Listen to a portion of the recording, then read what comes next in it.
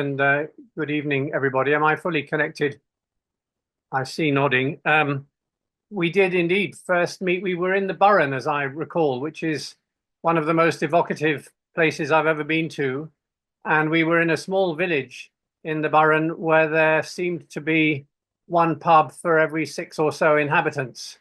And we all had a very nice time. I'm so sorry to drag you all away from, or to distract you from the splendid weather we're all having. I hope I can compete with it in some way. When Sandy first suggested that I do a talk like this, I was really very reluctant. I think it took you several attempts to persuade me, because I was very worried about creating a sort of atmosphere of false pretenses. As you've just pointed out, Sandy, I'm certainly not a scholar, and even less am I a theologian, and even less than that am I a priest of some kind. And I think there's often an expectation when you have a big, heavy, complicated canonical text of this kind that you really need to find voices of authority. And I'm not a voice of authority in that sense. All I've done in a very sort of in and out way is to read the Old Testament in the standard Church of England version, 39 chapters. You pointed out to me, Sandy, that these days not many people have done that.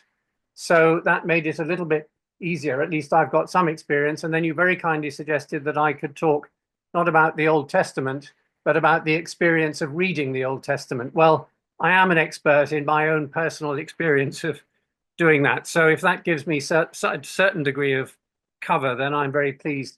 We're going to have you're going to have two sessions from me, each of about 20 minutes, with a gap in between for discussion, and then a bit of discussion at the end. And just to give you a signpost at the beginning, in the first session, I am going to talk about the experience of reading and the approach I took, the motives that I had, and start prodding and poking a bit from the outside at the material in the Old Testament. We're not going to go very deep inside, if at all, in the first session. But in the second session, we will try to immerse ourselves a bit, and we will hope that we can come back out on the other side in one piece. That's the approach, anyway, that I'm going to attempt. I had been curious about the Old Testament for a long time, but I had also felt very intimidated by it. It is big. Most versions of it are written in a font that is so small that you get a headache if you read more than two sentences. And I sort of had an intention to read it, but I never felt ready. But then a moment came when I did feel ready, and I took the plunge, and it was on the 7th of November 2018. Happened to be my birthday, 62nd birthday. So I started the book of Genesis on that day. And then, as I say, having gone in and out many times, it was on the 31st of January this year that I finished the book of Malachi, 39 books. So there's a lot of text there, but as you know, particularly Sandy as a semiotician, every text needs a context. And also so does the reading of any text in order to understand what the reader is saying to you. I found that I felt ready in a very unusual period of my life, a very intense period. I was caring more or less full time for my mother, who at that time was very poorly. She was dying slowly. And somehow it felt like a good moment to start. Fortunately, I had enough reinforcement from other carers to mean that I had a bit of time I could take every morning to do the next bit of reading. And I continued after Mum died. And then we had quite a lot more context. We had COVID, of course, which was an unusual period for everybody. We had and are still having Ukraine. We had and are still having the 7th of October 2023 and subsequent events in Gaza and more widely in Israel and the occupied territories. So those were the kind of external impressions that were being made on me while I was working my way through. I approached it quite formally. I made a bit of time in the morning. I had some very strong coffee with me. I made sure I could do at least half an hour at a time. And in addition to reading the text, I made sure to keep reading around the text as well. I got a lot of help, of course, from the internet, but for heaven's sake, if there's one area of the internet where it's very difficult to find material that doesn't have an agenda of some kind or another, it's anything to do with the Old Testament. So you have to keep your wits about you, but there's some very good material nevertheless on the internet. There are also some very excellent books. If anybody's interested, I've actually got a list of sort of reading list, and I'd be very happy to share that. But it helped me a great deal finding my way through it all. I also, this may sound a little bit eccentric, but I also got into the habit of reading aloud rather than in silence. I didn't do it all aloud. There are some passages, all of the begats, the great Begatsby, I guess you could call it. It gets a bit trying to do all of that aloud, but there was a lot of material which actually felt much more natural read aloud than it would be just to read in silence. And that, I'm sure, is because a lot of it had origins in the oral tradition and sprang from sources that came to life hundreds of years before the material was actually written down. But when you read something aloud, it's also, you kind of absorb it in a different way. It's the difference between walking through a landscape and riding in a car through a landscape. I thought quite hard about what version to read, what text to read. I wish I could have read it in Hebrew. You always want to go back to the source if you can with any material before you look at other versions. So I regret and lament that I don't have Hebrew, so I don't have Aramaic, so I couldn't read the Aramaic bits in Aramaic.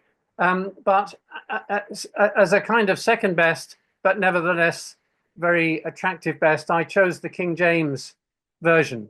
The King James version is a kind of source in its own right for all of us who grew up in the, I suppose, the sort of Christian Anglosphere.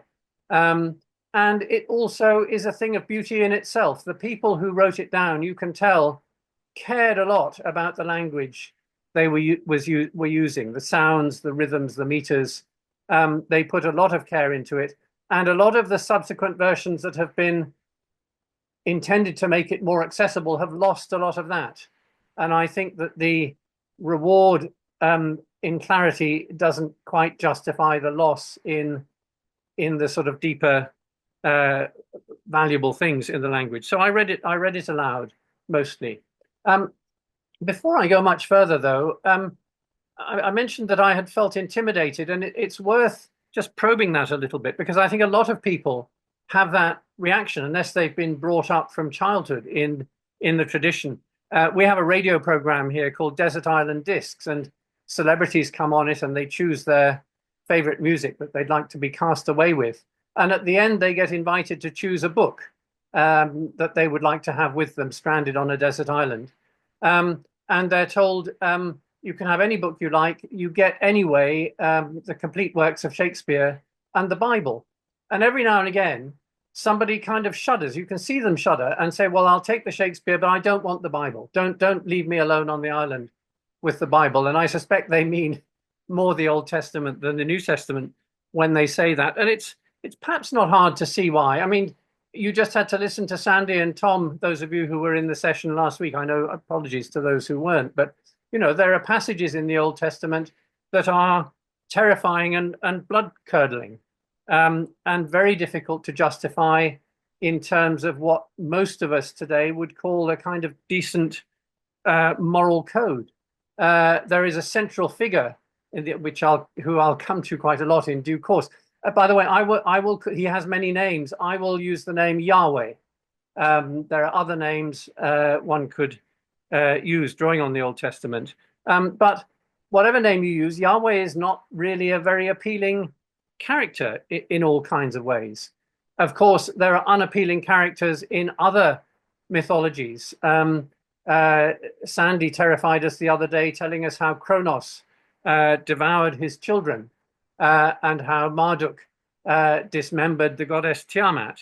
So, this is not the only canon to have unappealing gods, but I think there's something else, which is that over the centuries, human beings have often used the Old Testament material to control and to oppress other human beings. In particular, the Old Testament has certainly been used, sometimes consciously, sometimes subconsciously, because it's too deep under other layers of culture, to justify a kind of coercive patriarchy, which is still perhaps not quite as strong today as it was a generation ago, but it's still pretty strong, and there's a lot more work to do to liberate our societies from that influence. A lot of that has been done from the pulpit, it's been done from the classroom, it's been done around the kitchen table, and the basic premise in all of those settings, who knows how many millions of children have had their whole psychological formation distorted by this. But the basic sort of message has been, you must obey me, your local patriarch, otherwise the wrathful Yahweh will smite you, will punish you in some way. So it's been used as an instrument of control, and I think that it's natural to feel repelled to some extent by that. But nevertheless, we in the Bard know that sometimes when you encounter something which feels repellent, the thing to do is not to turn away from it, but to turn towards it and come to it. After all, Oisin's brothers never found their way to the mythic realm, but Oisin kissed the hag and immediately found himself in another place where he had to go to acquire the wisdom he needed.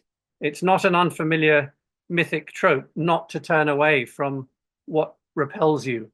And I think we need to understand today of all times, that we can't make sensible choices about where we need to go unless we have a good idea of where we've come from, how we got here. And if we in the West, if you like, among all of the peoples whose cultures have been shaped in some way by the Old Testament, if we want to know how we got here, we need to go into the Old Testament rather than turn away from it. It's part of our collective memory. Indeed, one thing that strikes you as you read through it, you and reading aloud, you hear the distinct voices, and you realize you're listening to voices from the Iron Age, voices from the Bronze Age, voices actually probably going back as far as the Mesolithic, through other layers of intermediaries. Voices who, whatever you think of the Old Testament as a whole and the whole baggage which is attached to it these days, have a great deal of wisdom to impart. A lot of it encoded in stories, the story of David and Goliath, the story of Jonah and the whale, Samson and Delilah. They're all part, as I say, of our collective imagination, because the Old Testament contains, the great Sicilian writer Leonardo Sciascia said that in Sicily you could find everything and the opposite of everything. Well, you can pretty much find that in the Old Testament as well. But there is infamy, but for every infamy there is a glory. There's peace, but for every period of peace there's a war. There's lamentation, but for every lamentation there is a joy, and so on. And there is also an extraordinary amount of wonderful, wonderful poetry and language as well. So much of our language comes from the Old Testament. I'm not going to give you chapter and verse on that. But if we were to suddenly forget all the language that we use every day that's influenced by the Old Testament, the writing would be on the wall for all of us, and we might as well give up the ghost.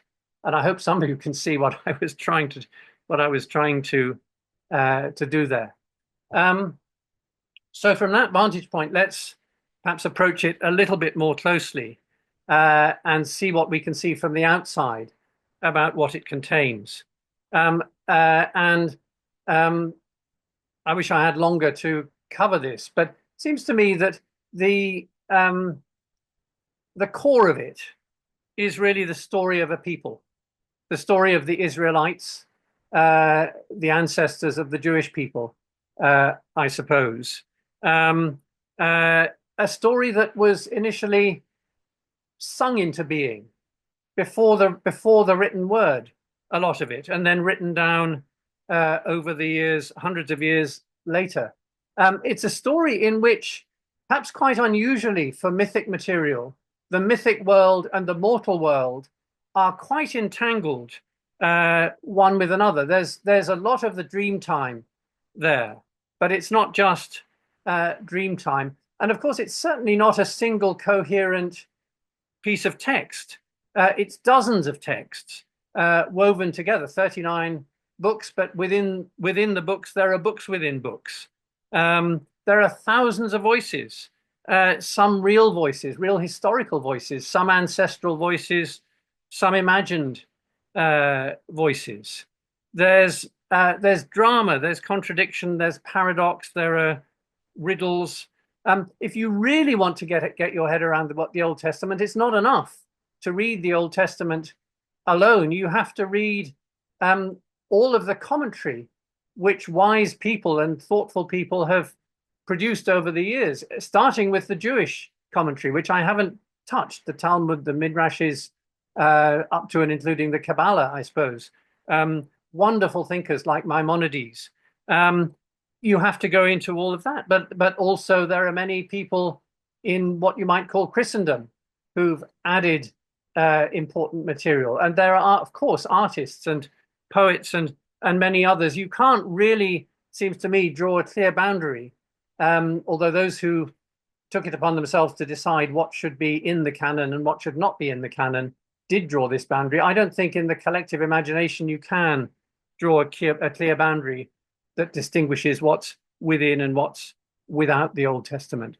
Of course, there is a backbone, a sort of a backbone that starts with prehistory and then starts to sound like history, although it's not necessarily accurate history. Certainly there are connections with accurate history.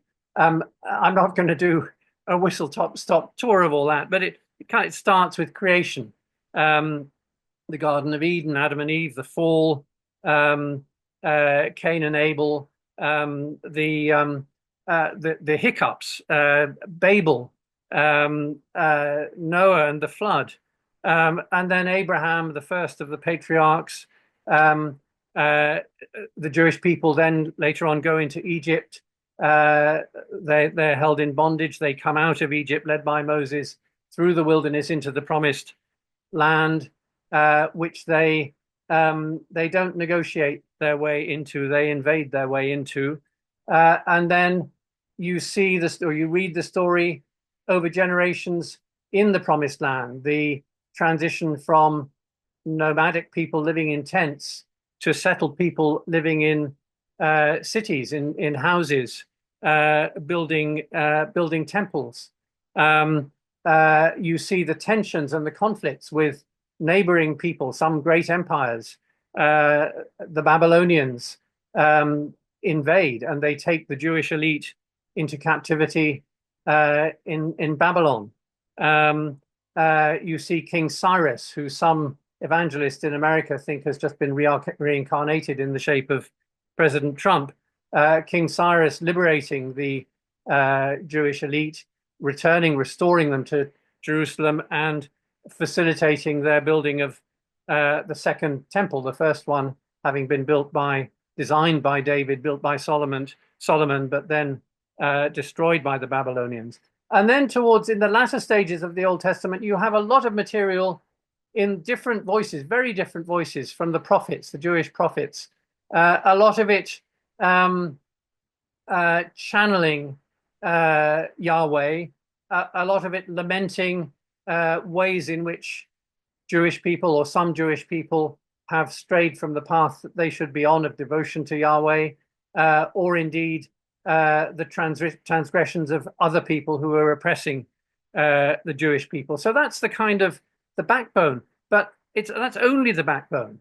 There's a whole canon of laws and a moral code, going back to an eye for an eye and going back to the Ten Commandments. There's a whole compendium of ritual and history, how in great detail how to build an altar within a tent and how to build a temple within a city. There's a very complex genealogy, all of those begats, but there's also a cadastral record of who is allocated what land. There's material on geography, on political economy, on agriculture, on engineering. There's a lot of music that's somehow often overlooked. It's a very musical text, it seems to me. Heroes and villains, human beings at their best and at their worst. There's kindness and there's cruelty. There's generosity and greed. There's courage and there's cowardice. And I think one message that comes to me out of that is that actually all of those things are in all of us. Today, whether we're Jews or Christians or Muslims or from China or Japan, we all contain within us angels and demons, but we have a responsibility to try and control the demons and allow ourselves to be guided by the angels.